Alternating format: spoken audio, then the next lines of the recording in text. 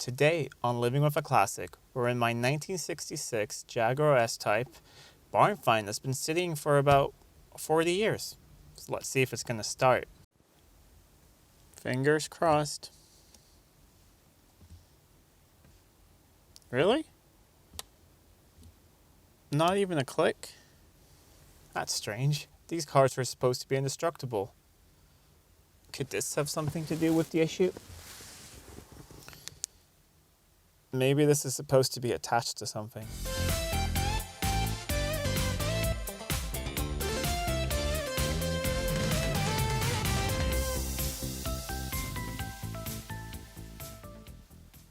Hi!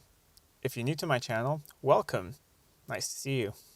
If you're already wondering what I'll be featuring next week after the S-Type, then click the button up here to subscribe to Living with a Classic to not miss any updates. And now, back to the barn find S-Type.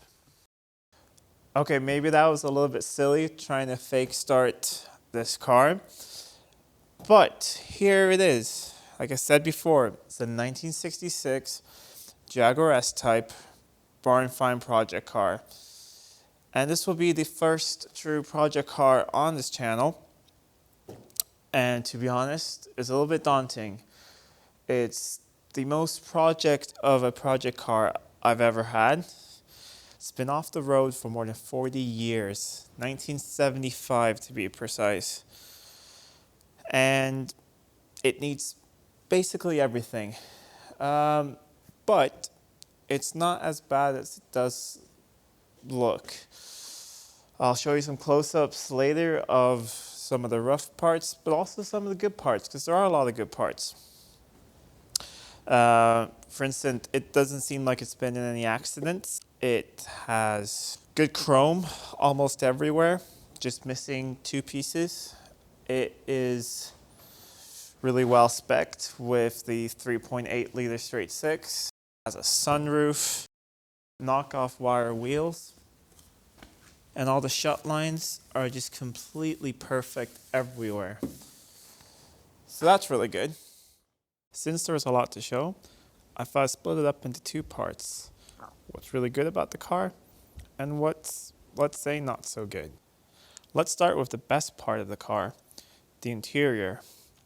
First of all, it's red, and I've always wanted a red leather interior. Secondly, since the car's been stored inside all this time, the leather is just really nice. It's not dried out. I mean, it's really cold in here, just a couple degrees above freezing, so that's why it's a little bit stiff, but basically it's just a little bit dirty. There are no rips or tears. The driver's seat and the seat might need some new foams or a new diaphragm or something underneath, because I feel like you sag down a lot in them. But other than that, just a cleanup. Let's step inside and have a look at the rest.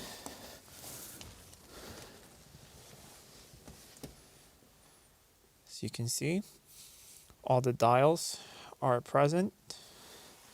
Not sure if any of them work. Haven't hooked up a battery to the car, but all the switches are here. Beautiful toggle switches. They all click. Not really sure what this is. Picnic tray or something. Maybe it's for holding a map. Well, that's present. The glove box still opens. Some extra bits in there for the climate control. And yeah, the wood does need resurfacing everywhere. But now we're just focusing on the good stuff. Let's look at the back seat. I mean, that looks like it's hardly ever been used. All the chrome is really nice. Top of the seat belts. The headline is actually not bad. It's a little bit dirty, but it's not sagging. So we'll see. Probably going to replace it, but you never know. Sunroof, which does slide. almost all the chrome is present on the car. So far, I think I'm just missing 2 pieces. And all the chrome that is on the car is in really good shape. I mean, none of it's been polished or anything, but there's no pitting, there's no scratches. I mean, for being 50-something-year-old chrome,